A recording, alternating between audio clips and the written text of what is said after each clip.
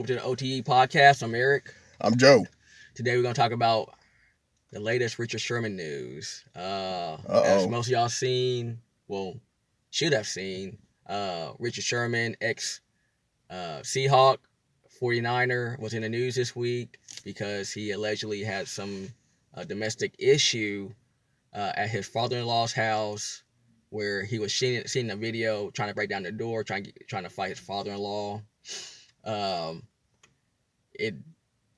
He ended up going to jail for a little bit, but he was let out due to his respectable,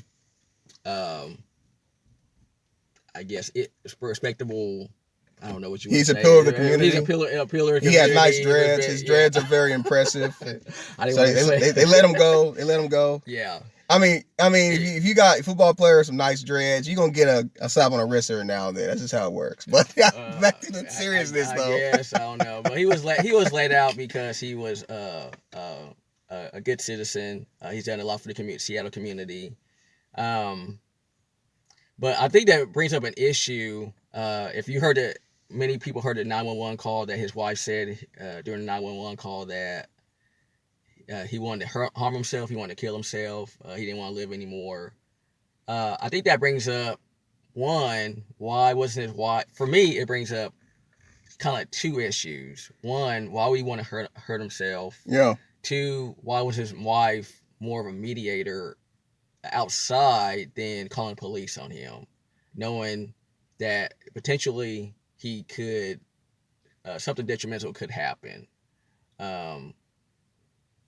I would take the first question is, okay, why could there be something else going on with him? Could there be like brain damage? If he's saying that he wants to kill himself. Yeah, CTE. Could it just be, he's recently been released by 49ers or didn't have his contract renewed. Could it be some sort of adjustment that he's trying to make as far as, being a useful member of the National Football League? Could he come be wrestling with some of those things? He's about 33 years old. Well, he's had about how many years have he been? Like 10 years. Oh, that's a long career, actually. Yeah. It must be difficult just psychologically. Let's say he's been playing football as soon as he was big enough to. Yeah. For decades, he's probably been a football player. To all of a sudden go from being a football player to not a football player, that has to affect your mind somehow. Yeah. I think if that's what you've done for such a long time, and he taking into account that he's an accomplished person. I mean, he graduated from Stanford, very intelligent, vice president. I want to say he's a part of the players union, so he's a vocal advocate for players. People look up to him as a respected individual. As I said earlier, he's a philanthropist in the community, very altruistic. But I think when you played a game and gained so much notoriety for playing in the NFL, and you had success, he's won a championship. He's been into multiple championships. He's done very well as an individual player. I mean, he's part of Legion of Boom. People knew his name. He was on the cover of Madden. Oh, man, that's the greatest honor. That's almost probably one of the greatest honors he probably ever achieved. But once you have to make that transition to just a regular citizen, you kind of will have to leave that limelight behind, in a sense that you won't be recognized as much once you're out of the NFL. So he could probably be wrestling with that.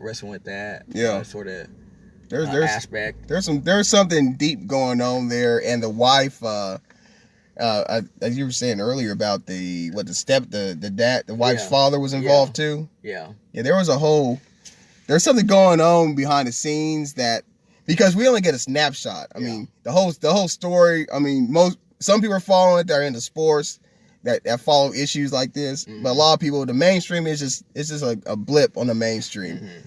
So many times we didn't get a small little headline or two, a paragraph. We really don't know what these people are facing, and they can be outwardly they're this great person. They got so much going on for themselves, but they might have something going on. There's something going on behind the scenes, maybe within their marriage, within their family, their in-laws, and within themselves that they have to deal with. Yeah. And that brings me to my next question. Why was his wife in the house with the other family members? You know, she came out and said after the arraignment, hearing all these things, that he was a good father, that he's never caused any trouble. She shouldn't fear for her life, but in that instance, she was fearful for her life. So, uh, like as Joseph stated, could there be some sort of domestic issue, dysfunction that's sort of precipitated this interaction? Sort of been a combination of some kind of aspect of the father-in-law and Richard Sherman not wanting to date or not wanting to marry or just be in relationship with his daughter. Could it be something like that? Yeah, That's what I there's a lot to this. This is a news story, and there's not much coming out with this story, but there's some stuff going on to it.